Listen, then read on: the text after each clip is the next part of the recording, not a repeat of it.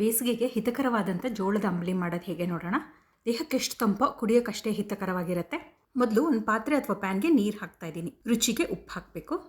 ನೀರೊಂದು ಸ್ವಲ್ಪ ಬಿಸಿಯಾಗಿ ಕುದಿ ಬರಲಿ, ಅಷ್ಟರಲ್ಲಿ ಉಪ್ಪು ಕರಗಿರುತ್ತೆ. ಒಂದು ಬಟ್ಲಿಗೆ ಜೋಳದ ಹಿಟ್ಟನ್ನು ಹಾಕ್ತಾಯಿದ್ದೀನಿ. ಸ್ವಲ್ಪ ನೀರು ಹಾಕಿಬಿಟ್ಟು ಗಂಟಿಲ್ಲದ ಹಾಗೆ ಜೋಳದ ಹಿಟ್ಟನ್ನು ಕಲಿಸ್ಕೊಳ್ಬೇಕು. ಆಮೇಲೆ ಕುದಿಯೋ ನೀರಿಗೆ ಹಾಕಿಬಿಟ್ಟು ಕೈ ಬಿಡದೆ ಒಂದೇ ಸಮನೆ ಕುದಿಸ್ಕೊಳ್ಬೇಕು. ಜೋಳದ ಹಿಟ್ಟು ಪೂರ್ತಿಯಾಗಿ ಬೇಯಬೇಕು, ಆಗ ಜೀರ್ಣ ಚೆನ್ನಾಗಾಗತ್ತೆ. ಇದಕ್ಕೊಂಚೂರು ಜೀರಿಗೆ ಹಾಕ್ತಾಯಿದ್ದೀನಿ ಮತ್ತು ಕಾಳು ಮೆಣಸಿನ ಪುಡಿ ಹಾಕ್ತಾಯಿದ್ದೀನಿ. ಇದು ಚೆನ್ನಾಗಿ 5-6 ನಿಮಿಷ ಕುದಿಬೇಕು. ಈಗ ಚೆನ್ನಾಗಿ ಕುದಿ ಬಂದ ಮೇಲೆ ಗ್ಯಾಸ್ ಆರಿಸ್ಬಿಟ್ಟು ಬಿಸಿ ಆರಕ್ಕೆ ಬಿಟ್ಬಿಡಬೇಕು. ನಾನಿವಾಗ ಮನೆಯಲ್ಲೇ ಹೆಪ್ಪಾಕಿರೋ ಅಂಥ ಗಟ್ಟಿ ಮೊಸರು ತೊಗೊಂಡಿದ್ದೀನಿ. ಮೊಸರನ್ನ ಚೆನ್ನಾಗಿ ಕಡಿಬೇಕು. ಈಗ ಜೋಳದ ಗಂಜಿ ಪೂರ್ತಿ ಆರಿದೆ. ಇದಕ್ಕೆ ಮಜ್ಜಿಗೆ ಹಾಕ್ತಾಯಿದ್ದೀನಿ. ಗಂಜಿ ಪೂರ್ತಿ ಆರಿರಬೇಕು. ಗಂಜಿ ಸ್ವಲ್ಪ ಬಿಸಿ ಇದ್ದಾಗ ಹಾಕಿದ್ರೂ ಮಜ್ಜಿಗೆ ಒಡ್ಕೊಳ್ಳುತ್ತೆ. ಇದಕ್ಕೆ ಸಣ್ಣದಾಗಿ ಹೆಚ್ಚಿರೋ ಈರುಳ್ಳಿ, ಒಂದು ಸ್ವಲ್ಪ ಕೊತ್ತಂಬರಿ ಸೊಪ್ಪು, ಹೆಚ್ಚಿದ ಸೌತೆಕಾಯಿಯನ್ನು ಹಾಕಬಹುದು.